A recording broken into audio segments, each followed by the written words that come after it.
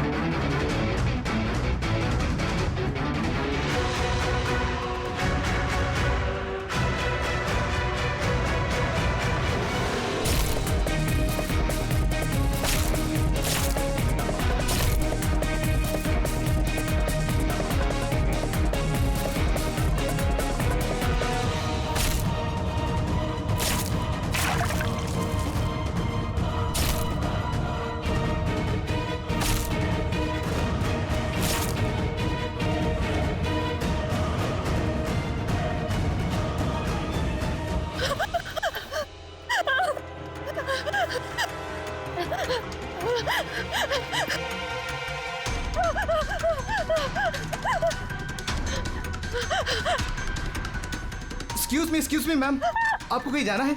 मैं आपके लिए दूसरी टैक्सी मंगवा देता हूँ, ये किसी और गेस्ट के लिए है। नहीं, मेरा जाना बहुत अर्जेंट है, अंदर किसी का खून हुआ। क्या खून? मैम सुनिए ma'am, excuse me ma'am, ma'am.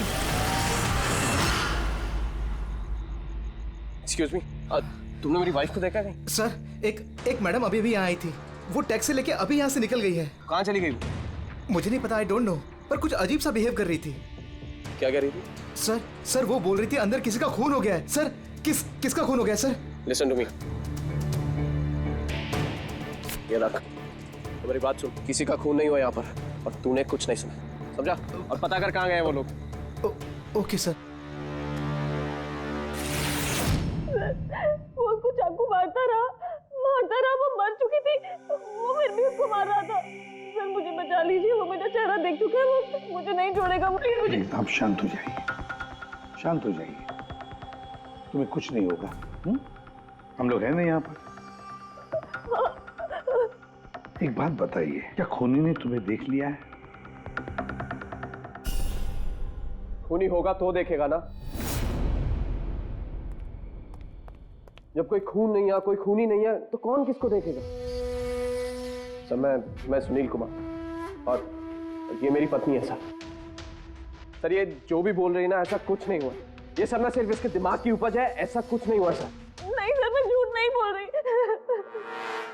Sunil, आप इनके पति हैं, लेकिन इनको यहाँ डराने की कोशिश मत कीजिए, समझे आप?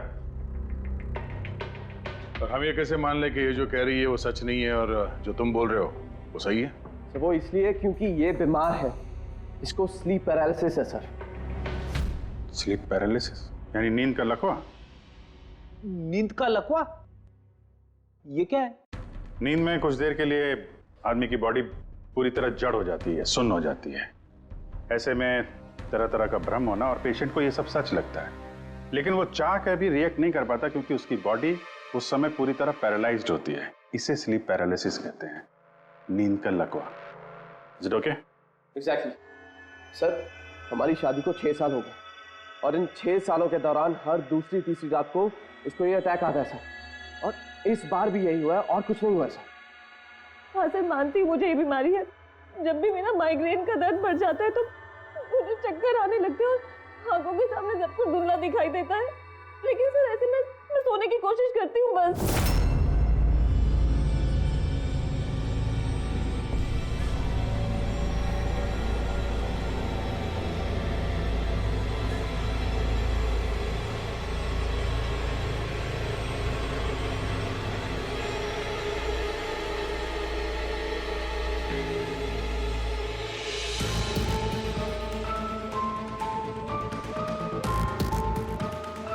बड़ी मुश्किल से जैसे तैसे नींद आती है और 2-3 घंटों के बाद अचानक से मेरी आंख खुल जाती है, मगर शरीर बिल्कुल स्थिर हो जाता है। चाहकर भी मैं हिल डुल नहीं पाती। पूरे शरीर को जैसे लकवा मार गया हो। कुछ साफ नहीं दिखाई देता और सीने पर एक भारेपन सा लगता है, मगर मैं चाहकर भी चीख नहीं पाती, आवाज ही नहीं निकलती मेरी। और फिर 15-20 मिनट के बाद अजीब अजीब सी चीजें दिखाई देती है।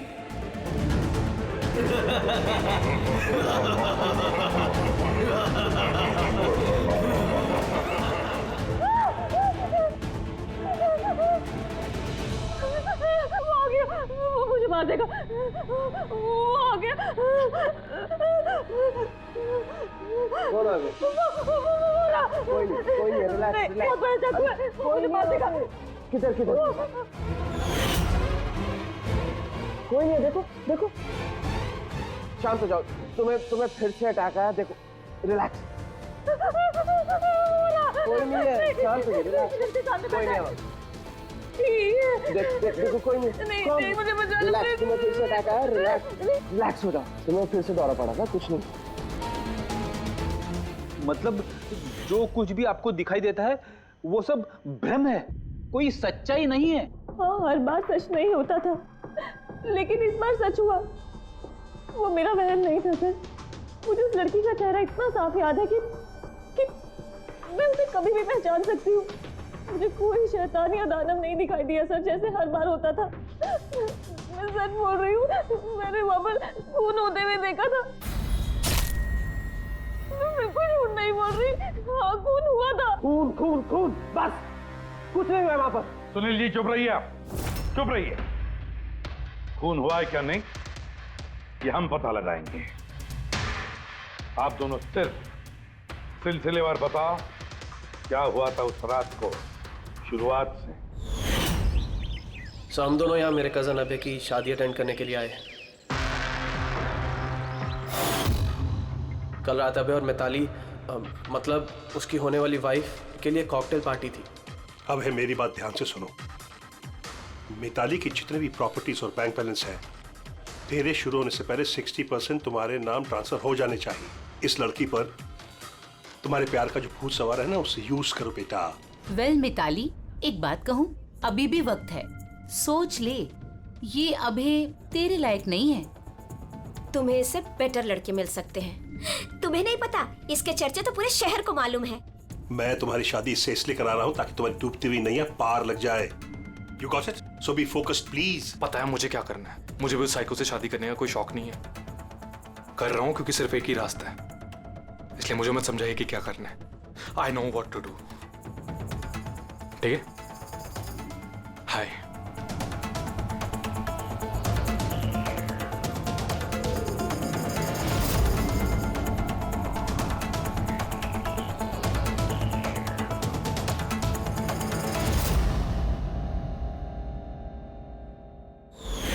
फिर पार्टी के शोरगुल में मेरा माइग्रेन का दर्द इतना बढ़ गया कि मुझसे वहां रुका ही नहीं गया। रायमा, क्या हुआ? क्या हुआ? वो माइग्रेन शुरू हो गया है। मेरी तबीयत बहुत खराब हो रही है। मैं थोड़ी देर रूम में जाके रेस्ट करती हूँ।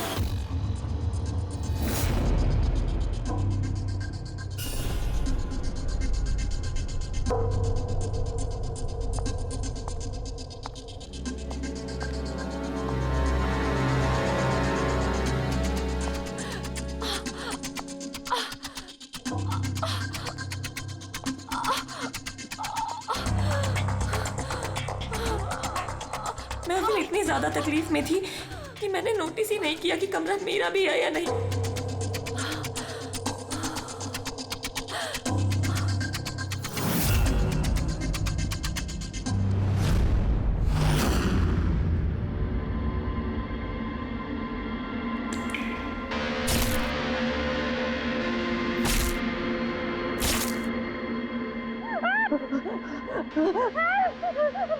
कोई 45 मिनट के बाद जब मेरा दौरा शांत हुआ तो मैं उठी। मैंने अपने इधर उधर देखा तो वहाँ पर कोई खून ही नहीं था, ना ही कोई लाश थी, ना ही कोई खून के धब्बे थे। क्या हुआ? मेरी बात सुनो, तुम्हें फिर से अटैक है। देखो कोई नहीं, देखो। और तुम यहाँ पर क्या कर रही हो? ये हमारा कमरा थोड़ी ना। अच्छा ये सब छोड़ो, तुम यहाँ पे बैठो। मेरी बात सुनो, तुम यहीं पर रुको, मैं तुम्हें पानी लेके आता हूँ। रिलैक्स। मैं भाग के वापस गया तो राइमा वहां से चली गई और वहां से ये आपके पास आ गया और मैं इसके पीछे यहाँ पर। लेकिन सर एक बात पक्की है, वहां पर कोई खून नहीं हुआ, ये सब इसके दिमाग की उपज है। सुनील जी, जिस तरह से रायमा ने हमें ये सब कुछ बताया ना, उससे नहीं लगता कि ये सब मन घड़न है। जरूर इसमें कोई ना कोई सच्चाई है। सर वो रूम उन रूम्स में था जो हमने शादी के लिए बुक किए और मैंने अपने गेस्ट लिस्ट में चेक कर लिया, ना तो कोई मिसिंग है ना ही किसी का मर्डर हुआ। सर आप इसकी बात को बिल्कुल मत सुनिए, बस उस शादी को आराम से हो जाने दीजिए, वरना जीत अंकल तो बर्बाद हो जाएंगे और इससे ज्यादा मैं तो सड़क पे आ जाऊंगा। सर शादी में कोई प्रॉब्लम नहीं होगी, हम पूछताछ तो करेंगे, लेकिन अपनी तरीके से।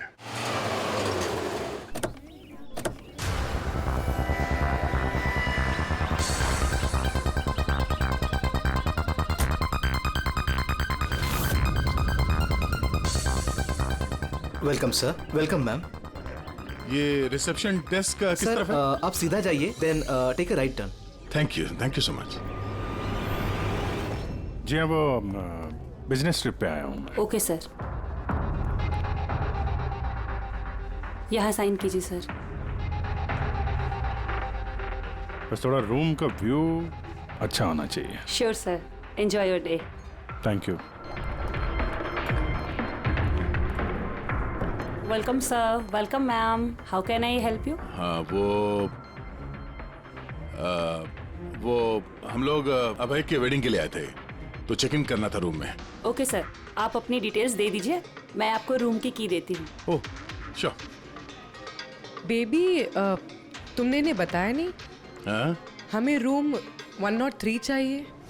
I am so sorry sweetheart, मैं तो भूल ही गया। मैम, दरअसल हमें वो 103 नंबर वाला स्वीट रूम चाहिए। ठीक है, आपको हम 103 ही दे देते हैं। जैसा मैंने कहा था वैसा क्यों नहीं किया? लेकिन अब क्या करेंगे, कैसे छिपाएंगे? छुपाना तो पड़ेगा ही। आओ मैं तुम्हें बताता हूँ कैसे, आ जाओ।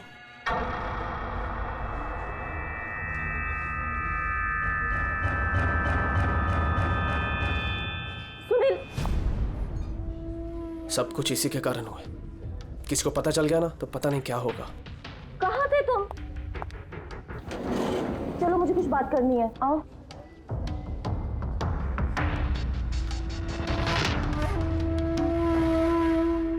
Thank you. Excuse me. Yes sir. मुझे आपका सीसीटीवी सिस्टम चेक करना है। आपके सिक्योरिटी इंचार्ज को बुला सकती हैं? Okay sir.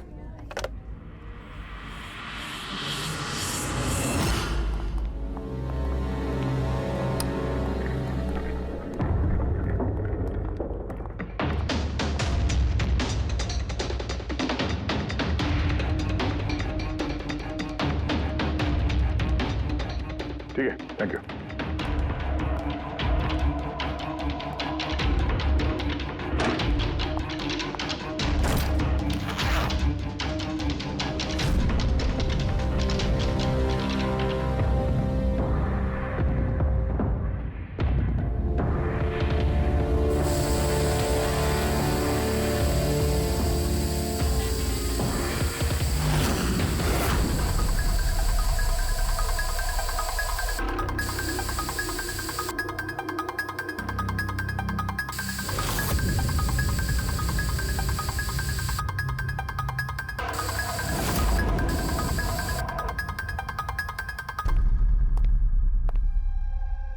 लुमिनॉल टेस्ट से तो कुछ पता नहीं चल रहा है। ऐसा लगता तो नहीं है कि यहाँ कोई खून हुआ है। सर, खूनी ने बहुत अच्छे से सफाई की है। ऐसे कैसे हो सकता है? सर, जिस तरह रायमा ने बताया है, कत्ल के वक्त यहाँ पर खून ही खून होना चाहिए। और कितनी भी अच्छे से सफाई की जाए, इस केमिकल से तो खून के धब्बे सामने आ ही जाते हैं। पर यहाँ तो कोई निशान है ही नहीं। कोई निशान नहीं है। सर, या तो रायमा को सचमुच में भ्रम हुआ है, या फिर कातिल ने खून की एक भी बूंद कहीं पर गिरने नहीं दी है।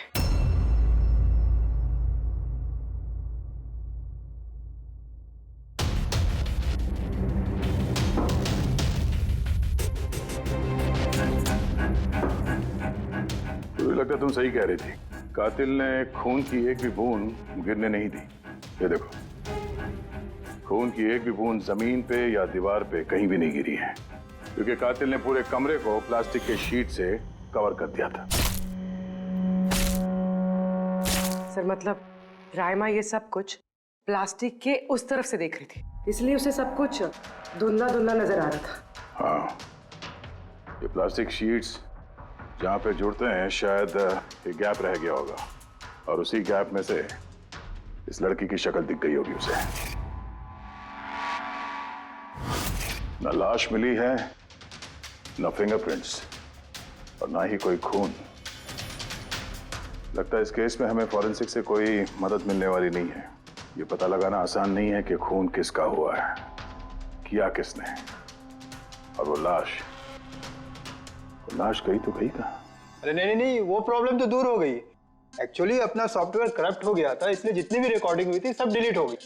परसों भी जो रिकॉर्ड किया गया था, परसों से लेकर आज तक का जो रिकॉर्ड है सारे डिलीट है। डिलीट हो गया? पिछले 24 घंटे का सारा फुटेज उड़ गया है। खून होने का टाइम रायमा जी ने जो बोला, तब से लेके 24 घंटे तक होटल के अंदर क्या क्या हुआ इसका कुछ पता नहीं है। कमाल है, पहले कमरे को प्लास्टिक से ढक दिया, अब ये सीसीटीवी फुटेज। बस शातिर अपराधी है। एक मिनट, तुमने कहा होटल के अंदर का कुछ पता नहीं, और बाहर का? होटल के बाहर सीसीटीवी फुटेज होगा ना? Main gate, garden, parking lawn और होटल के पीछे।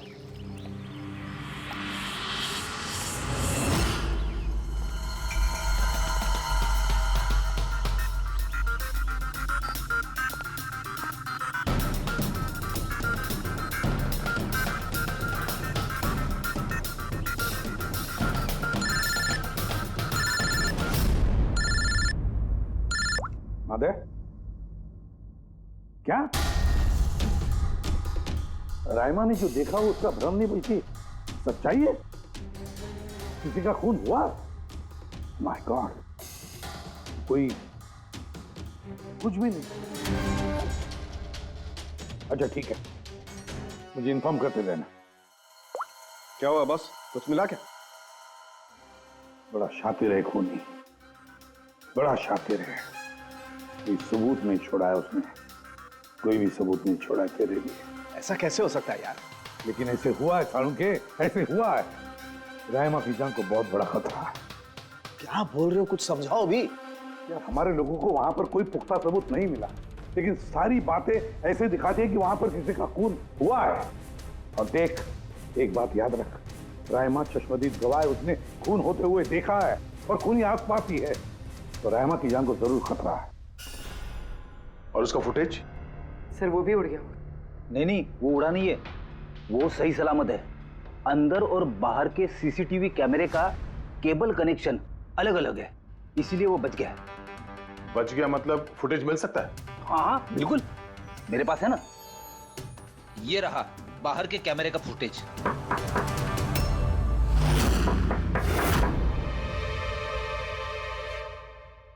सर, अगर खूनी ने उस पर उस वक्त हमला किया है जब स्लीप पैरालिसिस का दौरा पड़ रहा है, फिर तो वो उंगली भी नहीं हिला पाई होगी। और अगर वो अपनी उंगली हिला पाई तो? कैसे डॉक्टर तारिका? पैरालिसिस तो पूरी बॉडी को हो जाती है। देखो, स्लीप पैरालिसिस को छोड़ दो, नॉर्मली भी जब हम सोते हैं, गहरी नींद में होते हैं, हमें सपने आते हैं, उस वक्त भी हमारी मांसपेशियां सेमी पैरालिटिक स्टेट यानी शिथिलता की अवस्था में होती है। ये सबके साथ होता है। लेकिन बॉस, ऐसे में भी हमारे पेट की, छाती की और गले की मांसपेशियां सबसे ज्यादा शिथिल होती हैं। स्लीप पैरालिसिस में भी ऐसा ही होता है। और ऐसे में जिस व्यक्ति को स्लीप पैरालिसिस की बीमारी है, अगर वो अपने हाथों की उंगलियों पर कंसंट्रेट करे, इन उंगलियों पर ध्यान केंद्रित करे और इन्हें हिलाने की कोशिश करे, मुट्ठी को बंद करे और खोले, तो ये पैरालिसिस स्लीप को भी तोड़ा जा सकता है। यार मान ले सालुंके कि रायमा ने अपनी स्लीप पैरालिसिस तोड़ दी, लेकिन वो तोड़ने में उसे जितना भी वक्त लग रहा, उतने वक्त में अगर उस पर हमला हो गया तो ऐसी कोई चीज चाहिए सालुंके, ऐसी कोई बात जिससे वो दूसरों को बता सके कि उस पर हमला हो रहा है, वो कह सके कि मुझे बचाओ, मुझे बचाओ। है, ऐसी चीज भी है। एक रुक तारिका, बॉस ये है अलार्म। रायमा जब अपनी उंगलियों की प्रैक्टिस कर रही होगी अपनी स्लीप पैरालिसिस को तोड़ने के लिए, और जब वो इसको तोड़ लेगी अपने निश्चित समय से भी पहले, तो उसे करना सिर्फ ये है कि इस अलार्म को दबाना है, और ये अलार्म बजने लगेगा, और ये अलार्म दया, पूर्वी और अभिजीत तीनों के मोबाइल फोन से कनेक्टेड है, पता चल जाएगा। और वो लोग उसके पास पहुंच जाएंगे और खूनी को पकड़ लेंगे सर। सर की अलार्म से खतरा टल सकता है, पर खत्म नहीं होता। खतरा तो तब खत्म होगा जब हम खूनी तक पहले पहुंचेंगे। हम खूनी तक पहले पहुंचेंगे।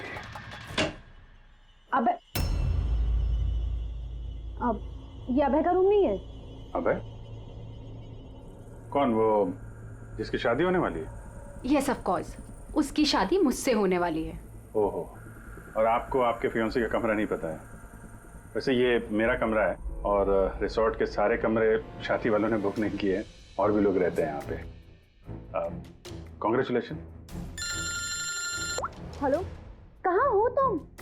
और ये तो मुझे अभी बता रहे हो? सीरियसली? लोग जो भी करना है जल्दी करो, मेरे पास ज्यादा वक्त नहीं है। और हाँ, मुझे शादी में ना किसी भी तरह की कोई प्रॉब्लम नहीं चाहिए, ठीक है?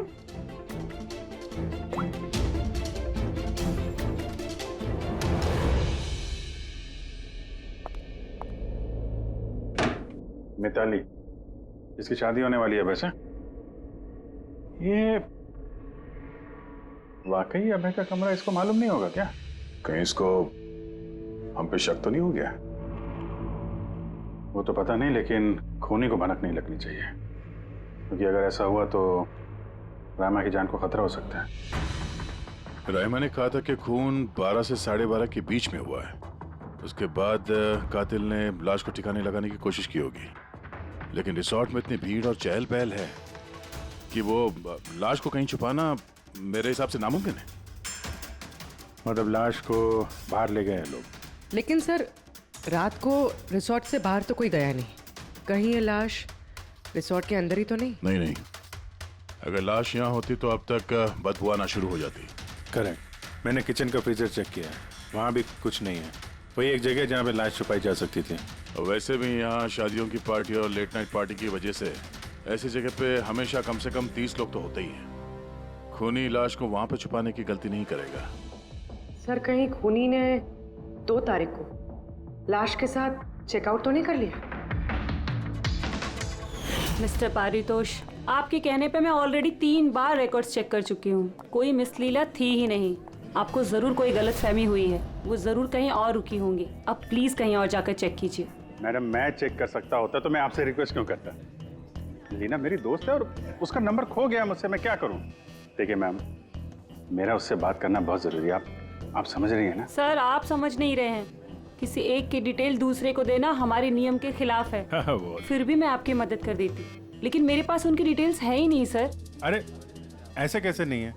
डिटेल्स आप रखते हैं ना। कोई कमरा लेने आएगा तो आप उसकी डिटेल्स नहीं रखते हैं? लेते हैं सर, बिल्कुल लेते हैं। तो फिर? लेकिन वो यहाँ रुकी होती तो ना।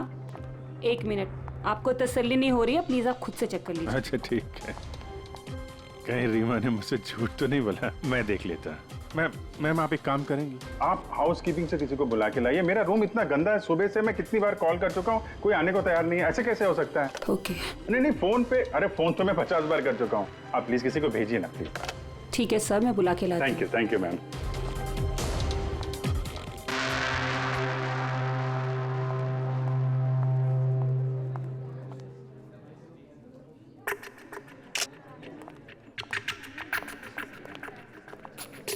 आज जितने लोगों ने चेकआउट किया है, उनमें से 4 लोग ऐसे हैं जो आए थे तो शादी अटेंड करने, लेकिन बिना शादी अटेंड किए ही चले गए। शादी बिना अटेंड किए ही चले गए? बड़ी अजीब बात है। ये मिस्टर वलेना, मिस्टर दक्ष, मिसेस मोटवानी और मिस सूजी। सर, मैं इन चारों के बारे में सब कुछ पता करती हूँ। अपूर्वी, रायमा को होटल के बाहर का सीसीटीवी फुटेज दिखाना, मेन गेट का, जहाँ से लोग आते जाते हैं। उसने कहा था ना हमसे कि वो उस लड़की को पहचान लेगी। सर,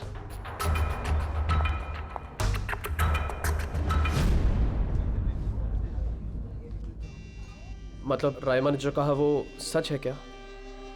मिस्टर सुनील, आप किस बात से ज्यादा परेशान हैं? यहाँ पे खून हुआ है उससे, या फिर रायमा ने देख लिया उससे? ये सब इन्वेस्टिगेशन तुम हम पर छोड़ दो, शादी का मजा लो। हाँ? क्या कब बदल जाए यहाँ पे कोई कुछ कह नहीं सकता है।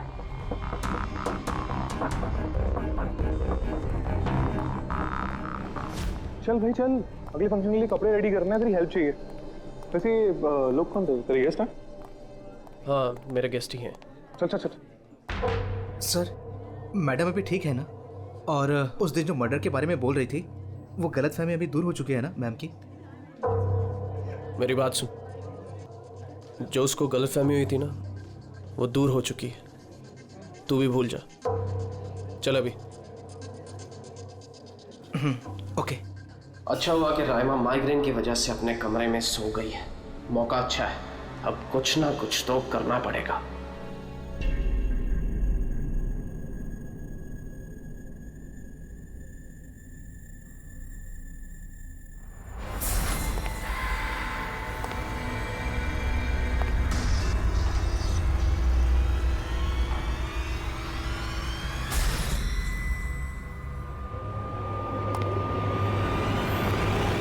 स्वीटहार्ट, मुझे तुमसे कुछ बात करनी है। Excuse me. एक सेकेंड। मिताली और अभय की जोड़ी कितनी अच्छी है ना? Perfect couple. Perfect couple. हाँ, अभय दिल पे आशिक है और ये सन की साइको। बिल्कुल एक दूजे के लिए ही बने हैं।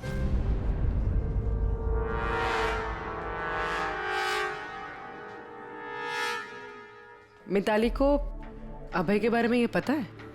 पागल है वो अभय के लिए। उसको पाने के लिए वो किसी भी हद तक जा सकती है। अगर जरूरत पड़े तो किसी को मार भी सकती है।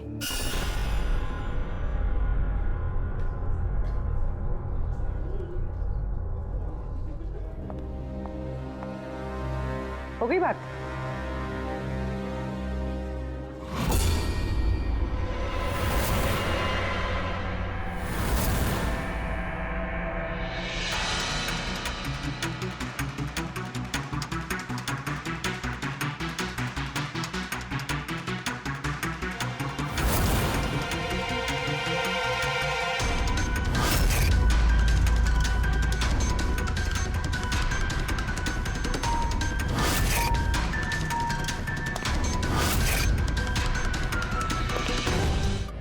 ये तुम्हारी मदद के लिए अलार्म है।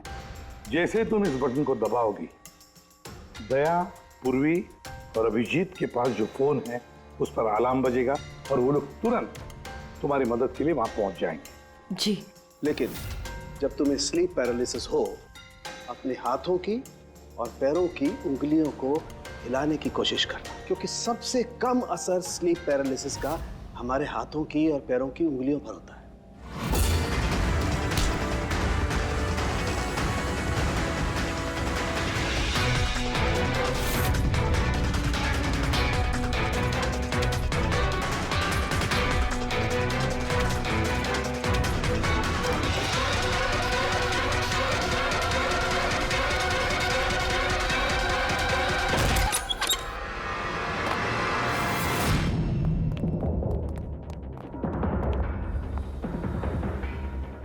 राइमा, राइमा, सब बेहोश है। राइमा, राइमा, राइमा होश में आओ।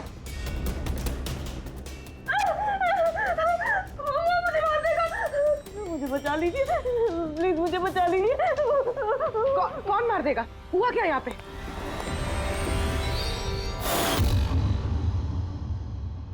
क्यों मिस्टर सुनील, क्या कहना है आप? अब तुम्हें इसकी बात पे विश्वास हो रहा है या अभी तुम्हें अपनी ताऊ जी के रेपुटेशन की फिक्र है? अब मैं क्या ही बोलूं सर, असली है कि ये जिंदा है। अच्छा, वैसे आप यहाँ आए कैसे? पार्टी तो नीचे चल रही थी, हाँ? और यहाँ पे क्या हुआ किसी ने नहीं सुना, तो फिर आप हमारे साथ साथ यहाँ कैसे आ गए? आप मुझ पे शक कर रहे हैं? मैं अपनी पत्नी को मारने की कोशिश क्यों करूंगा? शक तो हम सब पे करते हैं। फिलहाल अभी आप बाहर जाइए, हमें रायमा से कुछ जरूरी बात करनी है, प्लीज। सर आप लोग प्लीज मुझे बचा लीजिए। जब वो आदमी उसको खून कर रहा था तो मैंने उसे देख लिया था, मुझे नहीं छोड़ेगा। प्लीज आप कुछ कीजिए ना, वो दोबारा आएगा, वो मुझे मार देगा। प्लीज प्लीज कुछ कीजिए। देखो रायमा, घबराओ मत, हमारे यहाँ पे होते हुए कोई कुछ नहीं कर सकता तुम्हारा, ठीक है? लेकिन वो औरत जिसका खून होते हुए तुमने देखा, उसे हम लोग नहीं पहचानते, तुम उसे पहचानती हो। तो हम लोग एक फुटेज दिखाएंगे, जरा उस फुटेज में देख के उस लड़की को पहचानो प्लीज। जी। रेडी?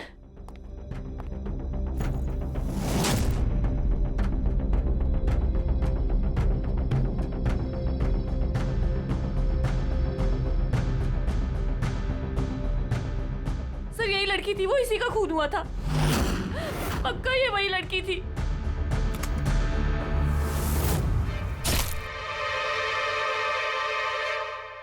अगर ये यहाँ पे आई थी तो किसी ने तो देखा होगा उसे। वो मुझे मारेगा। अगर वो लड़की यहाँ पे आई थी तो किसी न किसी से तो मिली होगी ना। लगता है ब्यूरो जाने का वक्त आ गया। वो 4 लोग जो शादी अटेंड करने आए थे और अटेंड किए बिना ही चले गए, जरा उनसे भी पूछताछ कर लेते हैं। सर मिस्टर वलेना, ये अभय का मैनेजर, ये जरूरी काम छोड़कर आया था शादी अटेंड करने के लिए, लेकिन बीच में ही वापस चले गए। एक तो इन्हें रिसोर्ट की कार ने एयरपोर्ट छोड़ा, दूसरा इनके पास एक छोटा सूटकेस था जिसमें 5.5 फीट की लाश तो नहीं आ सकती थी। दूसरा सर, ये मिसेस मोटवानी और ये मिस सूजी मिताली की लीगल टीम से हैं सर। इन्हें भी किसी ज़रूरी काम से शादी के बीच में जाना पड़ा। ये भी रिसोर्ट की कार में ही गई हैं। एक सूटकेस था और बाकी इनका अपना अपना बैग। और इसमें भी 5 फीट से इंच की लाश तो नहीं आ सकती। और ये लोग वापस शादी अटेंड करने आ भी रहे हैं सर। ये चौथे का दिखाना सर। ये है दक्ष, ये सुनील का PR मैनेजर है सर। 1 जून को आया था, 2 जून को गया अपनी कार से। 1 मिनट पंकज, जरा इस मिस्टर दक्ष का शादी में आने वाला फुटेज दिखा।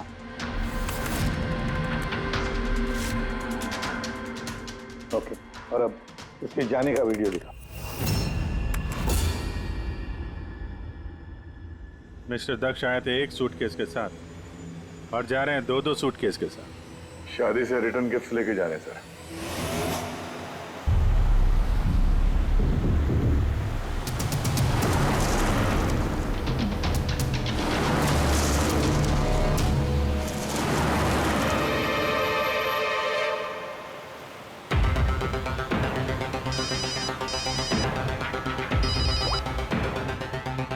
हेलो, अभय के शादी से जो सूटकेस लाया था वो कहाँ छुपाया है?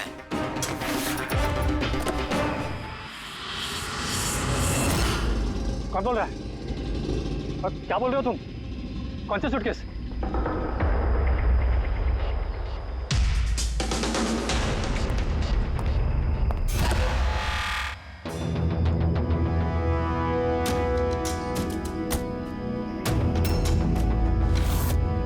क्यों? सूटकेस के बारे में तुम यहीं बताओगे या कहीं और अच्छे से खातिरदारी करे तुम्हारी? क्यों?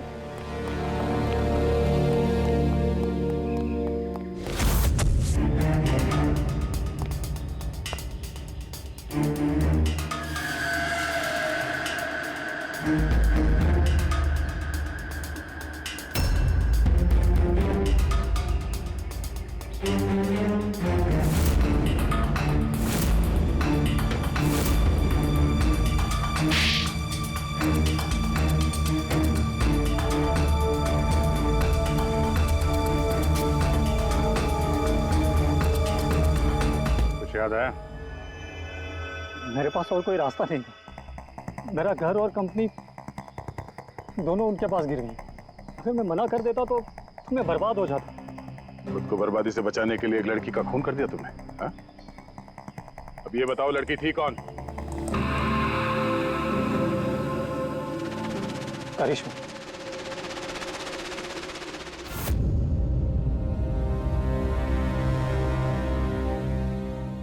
शादी मुबारक हो मिस्टर अभय।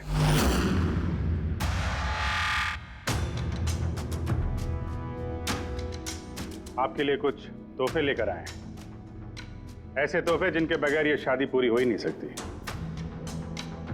आपकी दोस्त करिश्मा ने आपके लिए कुछ तोहफे भेजे हैं।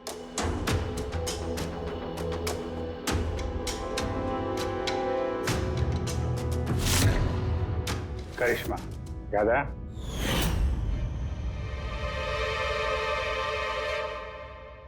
तोहफे देखना चाहेंगे? देखना नहीं चाहेंगे आप? हाँ, देखें। अभी दिखाता है। सर नहीं, रुकिए प्लीज।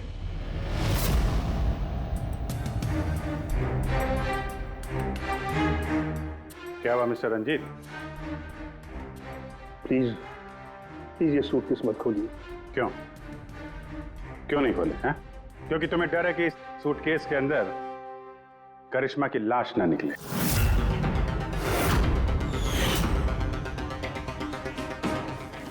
वही करिश्मा जिसे तुमने और दक्ष ने मिलकर मारा, फिर ऐसे ही सूटकेस में भर के उसके लाश के टुकड़े टुकड़े किए और बाहर ठिकाने लगा दिए।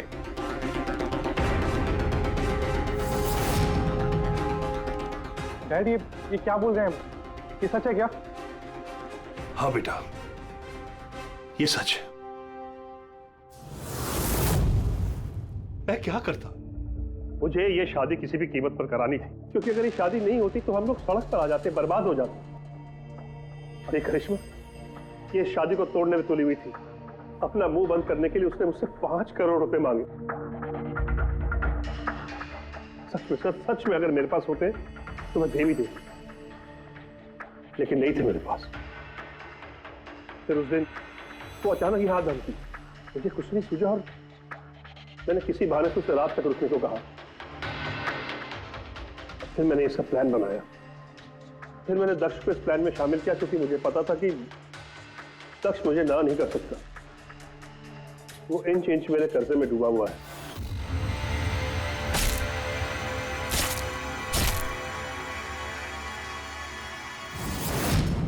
सब कुछ ठीक चल रहा था, सब कुछ हो गया था, फिर पता नहीं अचानक ये कहां से आ गई। इसने आके अचानक सब कुछ देख लिया। मैंने तो इसे भी मारने की कोशिश की थी, लेकिन आप लोगों की टीम ने इसे बचा लिया। एक गुनाह को छुपाने के लिए एक और गुनाह, और इस सब की जड़ है तुम्हारा ये दिल फेंक बेटा। सही समय पे रोक लिया होता तो ये नौबत नहीं आती, और तुम्हारे शादी का असली तोहफा तो तुम्हें अब मिलेगा। एक हत्या और एक हत्या करने की कोशिश के जुर्म में तुम दोनों बाप बेटे जेल जाओगे।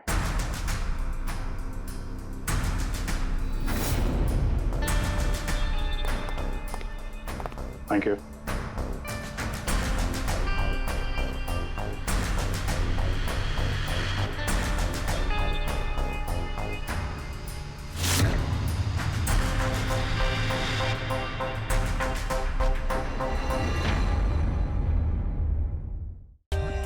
For more updates, subscribe to our channel, click the show links and enjoy watching the videos.